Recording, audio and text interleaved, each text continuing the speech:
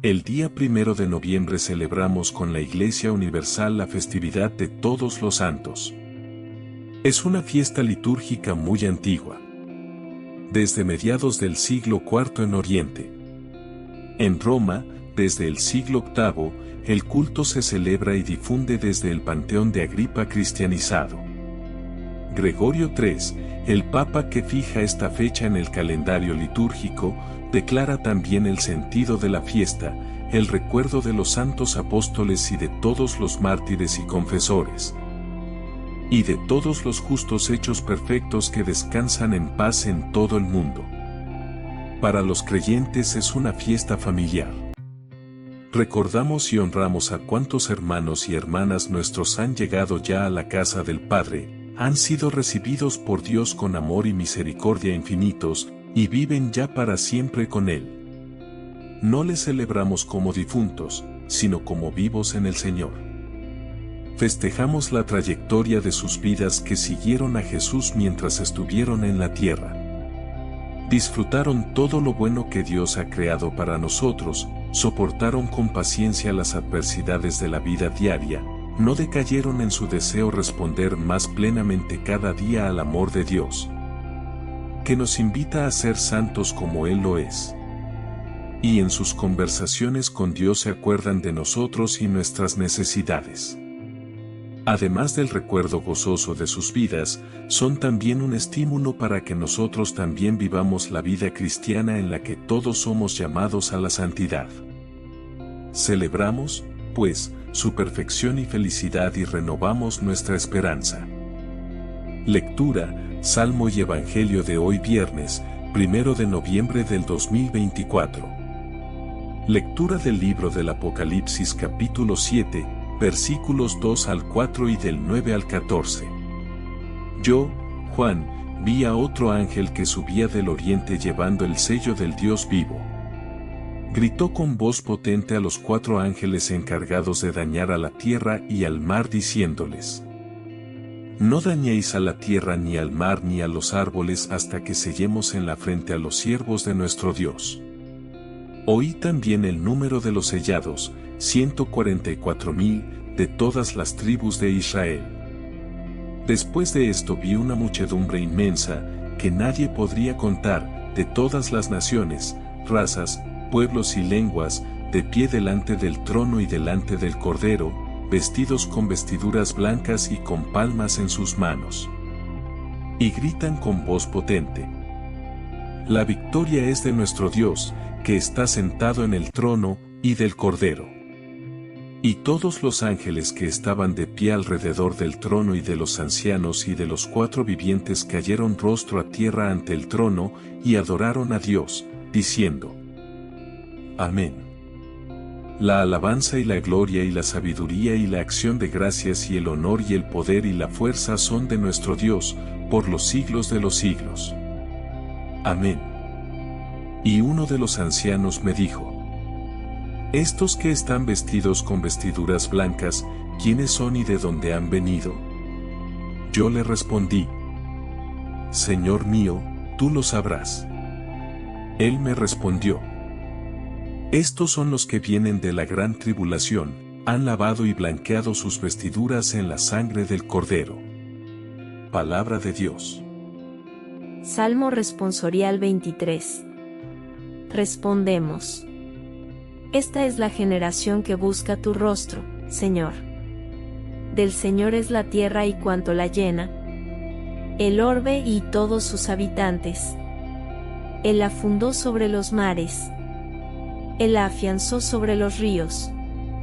Respondemos: Esta es la generación que busca tu rostro, Señor. ¿Quién puede subir al monte del Señor? ¿Quién puede estar en el recinto sacro? El hombre de manos inocentes y puro corazón, que no confía en los ídolos. Respondemos: Esta es la generación que busca tu rostro, Señor. Ese recibirá la bendición del Señor. Le hará justicia el Dios de salvación. Este es el grupo que busca al Señor, que busca tu rostro, Dios de Jacob. Respondemos: Esta es la generación que busca tu rostro, Señor. Lectura de la primera carta del apóstol San Juan capítulo 3, versículos 1 al 3. Queridos hermanos, mirad qué amor nos ha tenido el Padre para llamarnos hijos de Dios, pues lo somos. El mundo no nos conoce porque no lo conoció a Él. Queridos, ahora somos hijos de Dios y aún no se ha manifestado lo que seremos. Sabemos que, cuando Él se manifieste, seremos semejantes a Él, porque lo veremos tal cual es. Todo el que tiene esta esperanza en Él se purifica a sí mismo, como Él es puro. Palabra de Dios. Lectura del Santo Evangelio según San Mateo capítulo 5, versículos 1 al 12 primera parte. En aquel tiempo, al ver Jesús el gentío, subió al monte, se sentó y se acercaron sus discípulos, y, abriendo su boca, les enseñaba diciendo: Bienaventurados los pobres en el espíritu, porque de ellos es el reino de los cielos. Bienaventurados los mansos, porque ellos heredarán la tierra. Bienaventurados los que lloran, porque ellos serán consolados. Bienaventurados los que tienen hambre y sed de la justicia, porque ellos quedarán saciados. Bienaventurados los misericordiosos, porque ellos alcanzarán misericordia. Bienaventurados los limpios de corazón, porque ellos verán a Dios. Bienaventurados los que trabajan por la paz, porque ellos serán llamados hijos de Dios. Bienaventurados los perseguidos por causa de la justicia, porque de ellos es el reino de los cielos. Bienaventurados vosotros cuando os insulten y os persigan y os calumnien de cualquier modo por mi causa. Alegraos y regocijaos, porque vuestra recompensa será grande en el cielo. Palabra del Señor. Reflexión del Evangelio de hoy. Saber ser hijos de Dios como programa de santidad. La liturgia de este día nos brinda la celebración de una de las fiestas más populares y entrañables, la festividad de Todos los Santos y, a la vez, la ocasión para reconsiderar nuestra vida cristiana mirando hacia adelante, hacia el final de la historia de cada uno y de la humanidad. El canto de los redimidos. En la primera lectura, en dos visiones, se nos muestra la apertura del misterio de la historia con la visión del ángel que trae el sello para guardar a aquellos que deben ser liberados de la destrucción. El libro del Apocalipsis, como sucede en la literatura de este tipo, literatura religiosa por excelencia, pero radicalmente mítica, necesita ser interpretado con la riqueza de los símbolos.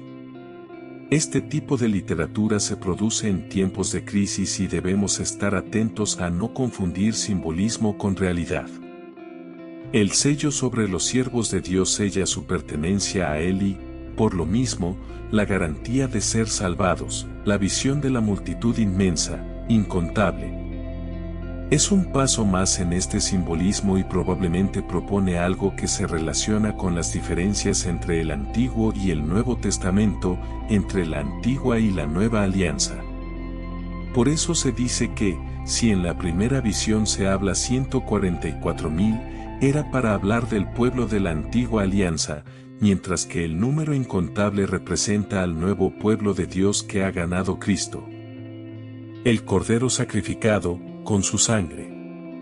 Los ángeles, los mensajeros de Dios, realizan sus planes del juicio y de salvación.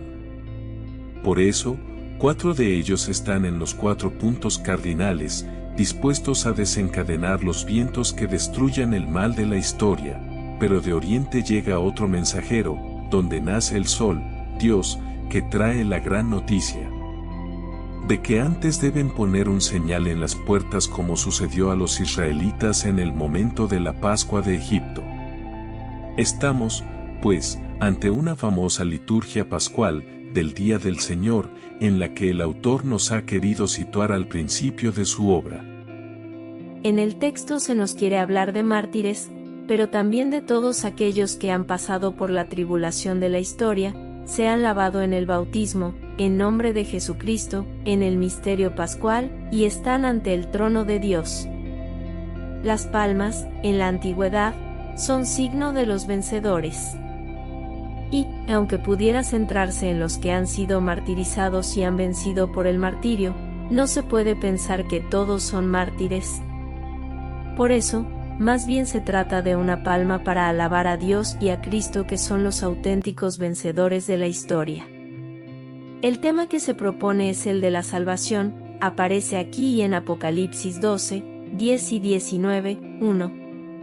Se insinúa algo de los Salmos 118, 25, 3, 9. El sentido es que Dios ha liberado a los hombres del poder del mal, representado en el imperio, como Satanás y como la gran prostituta en las otras dos citas que hemos mencionado. La victoria, pues, de los hombres y de los mártires pertenece muy especialmente al Cordero, quien ha dado su vida precisamente para que sea vencido el poder de los hombres que engendra el odio y la muerte. Pero la palma se la lleva el himno, que es una confesión de fe: la salvación se debe a Dios y al Cordero.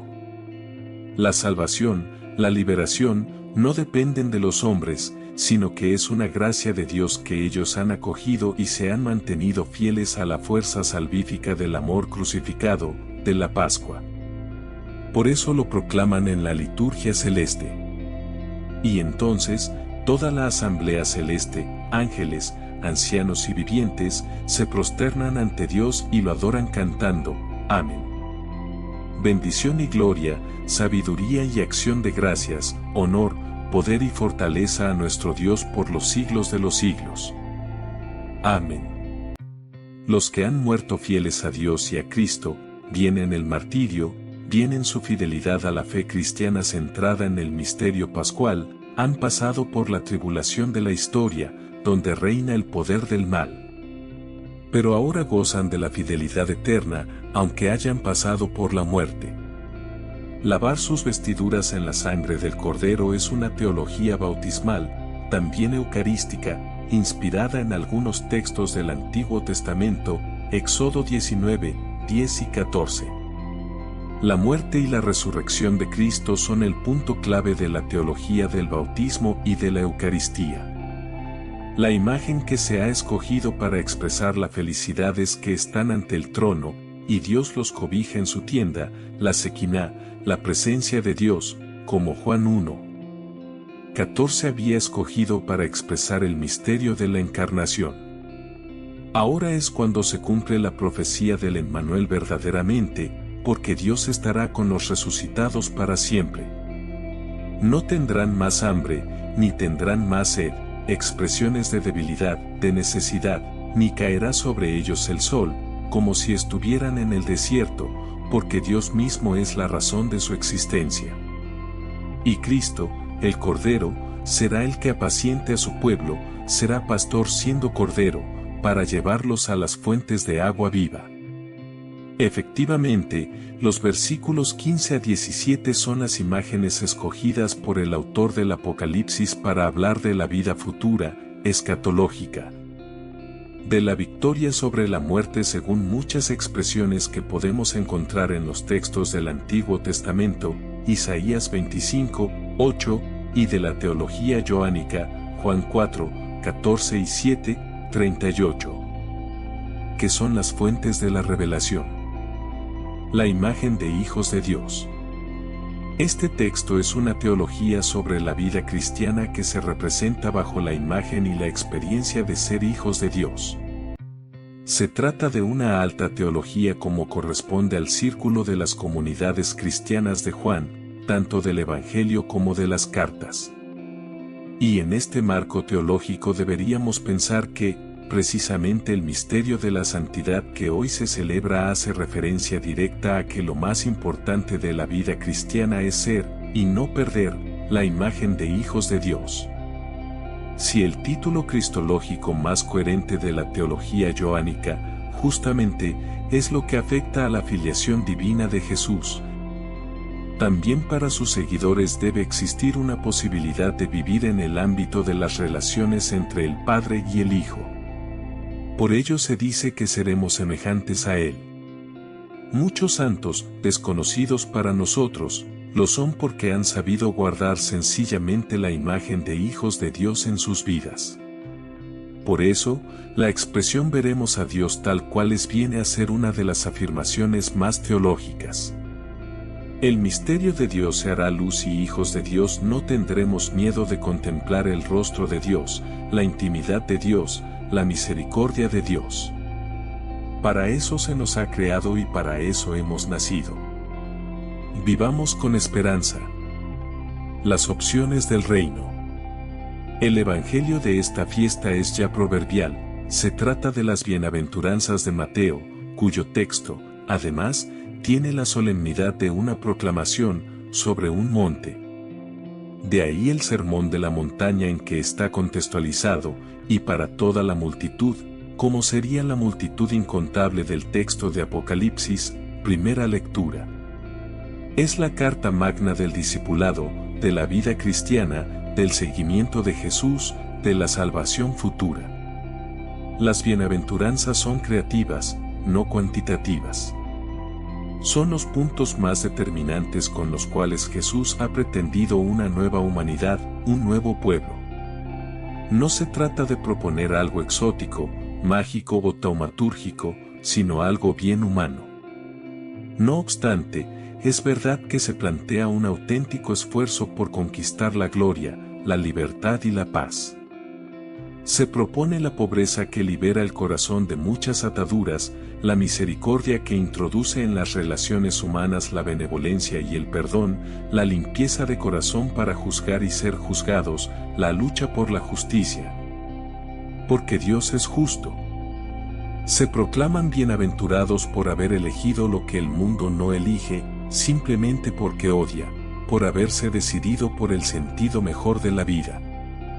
Se trata de una posibilidad de santidad que se debe vivir ya desde ahora, aquí en nuestra historia, no queda para después de que todo haya acabado. Se ha insistido mucho en los aspectos literarios y exegéticos de las bienaventuranzas de Mateo, capítulo 5, versículos 1 al 12, y de Lucas, capítulo 6, versículos 20 al 22. Sobre el tenor original, es decir, aquellas que están más cerca de las palabras de Jesús. Sin duda, todo tiene su sentido, pero quedan muchas preguntas sobre la mesa, porque se permiten diferentes interpretaciones. El texto original que se tomó del texto de Q, sea simplemente documento o evangelio como algunos defienden hoy, podría estar bien representado en Lucas, pero no es algo absoluto. Sabemos que las bienaventuranzas tienen un ámbito muy coherente en la literatura sapiencial, la que enseña a vivir, a comportarse, a elegir lo que da o no da sentido a la vida. La propuesta de Jesús, por lo tanto, no está lejos de este contexto sapiencial. Con las bienaventuranzas Jesús quiere proclamar el reino de Dios y quiere enseñar a vivir en ese reino al que dedica su vida. Son expresiones que nos muestran a un Jesús profeta escatológico, no necesariamente apocalíptico, que quería anunciar lo que debería cambiar esta historia. Algunos especialistas han hecho una traducción sobre las bienaventuranzas en las que siempre es determinante el verbo elegir. Considero que puede ser discutible, pero es esclarecedor. Eso significa que proclamar bienaventurado, Macarios, a alguien no es porque sí, por su cara bonita, porque es un desgraciado o porque eso ha nacido en esta o aquella situación. En las bienaventuranzas, por su tono sapiencial, son muy importantes las opciones, elegir ser pobre y no rico en este mundo, elegir la justicia y no otra cosa, elegir la paz. Aquí están representados los valores del reino, los valores de la vida ante Dios. Esto, independientemente de las bienaventuranzas auténticas de Jesús o las añadidas por la tradición catequética de la comunidad de Mateo. Es verdad que el término elegir no está en el texto, pero lo implica necesariamente. ¿Por qué? Porque no se trata de una proclamación sin contar con la voluntad soberana del hombre que vive y hace la historia. Un factor muy importante de lectura e interpretación sería hacer el intento de traducir a un lenguaje de hoy el texto de las bienaventuranzas. Teniendo en cuenta ese sentido sapiencial del que hemos hablado y esa opción o elección que hemos planteado como necesaria. Debemos conservar las palabras del Evangelio, de Mateo o de Lucas, si es posible en su tenor y en su sentido original. Pero hoy debemos enriquecer nuestra comprensión de las mismas con el espíritu que emana de ellas. Es como cuando hemos vivido y atravesado un puente romano durante toda la vida, pero ahora, sin destruir ese puente, porque la ciudad ha crecido, hacemos uno nuevo, con tecnología punta. Subsisten los dos, pero quizás por el romano no pueden pasar todos los vehículos pesados de hoy. Los limpios de corazón, por ejemplo, son dichosos porque están abiertos a los demás y los valoran como hijos de Dios. Es decir, seamos creativos y proféticos al interpretar las bienaventuranzas del reino.